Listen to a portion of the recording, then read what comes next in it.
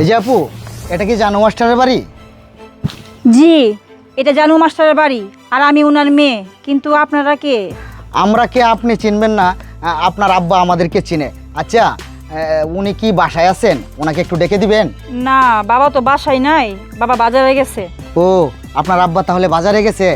আমরা তো আসছিলাম আপনার আব্বা এবং আপনার একটা সিগনেচার লাগে, কিন্তু আপনার আব্বা যেহেতু বাজারে চলে গেছে, আপনি একটা কাজ করেন, এই দলিলে একটা সিগনেচার করে দেন।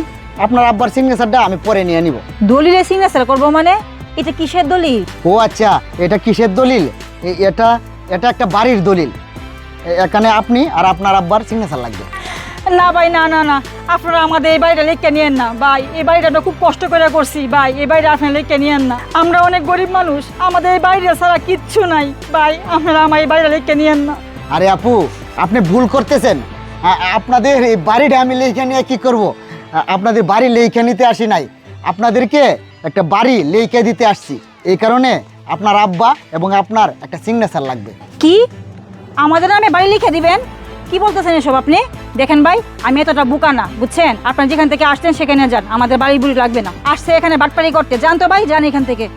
আরে আপু, আপনি আবারও ভুল বুঝতেছেন। শুনেন, আমরা আসলে বাটপার না। আচ্ছা ঠিক আছে, আপনার সিগনেচার করতে হবে না। আপনি একটা কাজ করেন, আপনার আব্বা আসলে এই দলিলটা আপনার আব্বাকে দিয়েন। আপনার আব্বা দেখলেই সব কিছু বুঝতে পারবে। আপনি এই দলিলটা রাখেন, আমরা এখন আসি।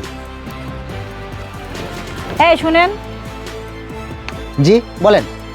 আপনাদের নাম কি? আব্বা আসলে কি বলবো? ও, আমাদের নাম কি? ঠিক আছে, আচ্ছা একটা কাজ করেন, আপনার আব্বা আসলে আমার এই কার্ডটা দিয়েন, তাহলেই আমাকে চিনতে পারবে। আর যদি নাম বলে তাহলে বললেন, আমার নাম মজনু তালুকদার। আচ্ছা ঠিক আছে। তাহলে আসি, আসসালামু আলাইকুম। ওয়ালাইকুম আসসালাম। মাফিঙ্কি, জি বাবা, নে বাজার নে। বাজার আনছো ঠিকঠাক মতো? আনছি তো বাবা, কিন্তু অনেক দূর হাইটে হাইটে কি আসা যায়? দেখ আমার কোমরে ব্যথা এসে গেছে, বুঝছস? তুই বাজার টেনে করে যা। আচ্ছা বাবা ঠিক আছে। এই পিঙ্কি, জি বাবা। এটা কি এটা কি আমি তো জানি না বাবা, এটা জানোস তোমায়? আমি কইতে পারি না তো। বাড়ি তাওস খেলে গিয়া? হ্যাঁ, বাবা, এই ভিতরে এত টাকা? টাকা কোথায় থেকে আসলো? টাকা টাকা, ও মনে পড়ছে বাবা, কিছুক্ষণ আগে দুজন লোক আসছিল, উনি মনে হয় এই ব্যাগটা রেখে গেছে ভুলে। আর বাবা শুধু ব্যাগ না, উনি একটা দলিল রেখে গেছে। এই যে দেখো, আমার হাতে এই দলিলটা দিয়ে গেছে। এই দলিলটা দিয়ে গেছে আর বলছে তোমার নামে আর আমার নামে একটা বাড়ি লিখে দিতে চায়। হ্যাঁ, বাড়ি লিখে দিতে চায়? হ্যাঁ, এটা তো একটা বাড়ির দলিল। হ্যাঁ, কিন্তু কে? নাম কি তার? বাবার নাম নাম ও মনে পড়ছে বাবা, মজনু তালুকদার। মজনু তালুকদার? বাবা শুধু তাই না, একটা কার্ড দিছে, এই যে দেখো। হ্যাঁ চিনছি, এ তো আমার ছাত্র। এ কোন দিকে গেছে? বাবা ওইদিকে গেছে, ওইদিকে। এদিকে গেছে? আচ্ছা, দলিল রেখে গেছে বুঝলাম, কিন্তু টাকার ব্যাগটা মনে হয় মজনু ভুলে রেখে গেছে, বুঝছস? তুই ঘরে যা, বাজারটা লইয়া আমি এরে টাকার ব্যাগটা দিয়ে আসি। হ্যাঁ ঠিক আছে বাবা, যাও। যা, তুই ঘরে যা। স্যার একটু দাঁড়ান তো, আমি একটা জিনিস বুঝলাম না। সামান্য একটা স্কুল মাস্টার, উনার নামে আপনি 2 কোটি টাকা দামের একটা বাড়ি লিখে দিয়েছেন, আর আমারে দিয়ে আবার ক্যাশ 2 লক্ষ টাকা রাইট খাইছেন। এটার মানে কি স্যার? আরে এটা তুই বুঝবি, একটু দাঁড়া। স্যার স্যার স্যার স্যার কে? স্যার আমি আমি তো, তুমি মজনু? হ্যাঁ আমি মজনু। তুমি কি আমার বাড়িতে গেছিলা? হ্যাঁ স্যার, আমি তো আপনার বাড়িতে গেছিলাম, কিন্তু আপনারা তো আমি পাইলাম না। এই দলিলটা তুমি রেখেছো?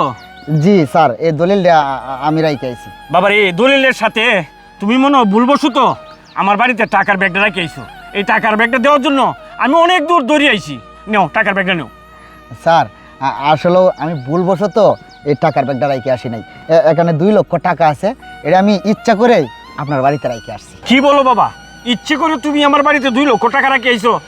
কারণটা আমি বুঝলাম না বাবা। তুমি ইচ্ছে করে আমার বাড়িতে 2 লক্ষ টাকা রেখে আইছো কেন?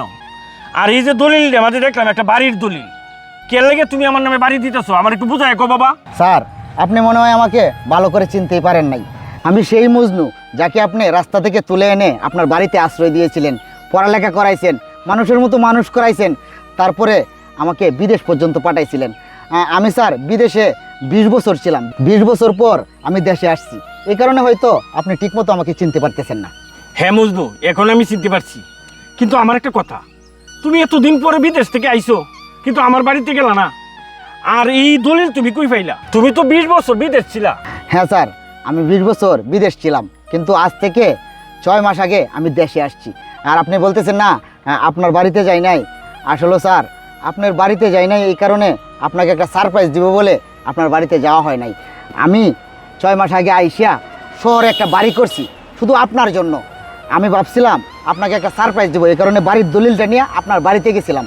আর স্যার 2 লক্ষ টাকা, এই 2 লক্ষ টাকা আপনার বাড়িতে দিয়ে আসছি। আপনি একটু খরচ বরচ করবেন এই কারণে, আপনার হাত খরচের জন্য। স্যার, আপনি যদি আমার বাড়ির দলিলটা আর এই টাকাগুলি গ্রহণ করেন আমি অনেক খুশি হব। স্যার, আপনি তো আমার জন্য অনেক কিছু করছেন, আমাকে পড়ালেখা করাইছেন, আমাকে মানুষের মতো মানুষ করছেন। আপনি অর্থশূন্য তারপরেও আমাকে কিছু টাকা পয়সা দিয়ে আমাকে বিদেশ পাঠাইছিলেন। স্যার, আমি বিদেশ গিয়ে অনেক টাকা পয়সা কামাই করছি স্যার। স্যার, এখন আমার কোটি কোটি টাকা, আর সেই কোটি কোটি টাকা থেকে সামান্য কিছু টাকা দিয়ে আপনার জন্য একটা বাড়ি করেছি। স্যার, আপনি এই বাড়িটা গ্রহণ করেন। মজনু, তুমি সব কথা কইছো আমি শুনছি, কিন্তু আমার একটা কথা, তোমারে আমি রাস্তা থেকে টুকাই আনছি, তোমারে আমি লেখাপড়া করাইছি, তোমারে আমার টাকা দিয়ে বিদেশ পাঠাইছি, কিন্তু বিনিময়ে তোমার কাছ থেকে কিছু নিব, কিছু পাবো, এই আশা আমি করি নাই। বাবা, তোমার টাকাটা দলিলটা তোমার কাছে রাখো। স্যার, আপনি এইভাবে বলতেছেন কেন? স্যার, আমি বিনিময় দিতেছি না। আপনার যদি আজকে একটা ছেলে থাকতো তাহলে আপনাকে যদি একটা বাড়ি করে দিত, আপনি সেই বাড়িতে উঠতেন না। আপনাকে যদি টাকা দিত, আপনি সেই টাকাগুলি গ্রহণ করতেন না। আপনি আমাকে ছেলে কেন ভাবতেছেন না? আমাকে আপনার ছেলে মনে করে এই বাড়ির দলিলটুকু গ্রহণ করেন আর এই টাকাগুলি গ্রহণ করেন। আমি অনেক খুশি হব। আমি জীবনে যত টাকা পয়সা কামাই করছি আমার জীবনটা ধন্য মনে হবে। আপনি যদি আমার দেওয়া বাড়িতে উঠেন তাহলে আমি আমার নিজেকে ধন্য মনে করব। ঠিক আছে মজনু, তুমি যেহেতু বলতেছো তুমি আমার সন্তানের মতন ছেলের দাবি নিয়ে আমার সামনে আসছো, আমি তোমার দাবি গ্রহণ করলাম। আচ্ছা ঠিক আছে, এখন তুমি আমার বাড়িতে চলো। স্যার, আমি একটা কথা বলি।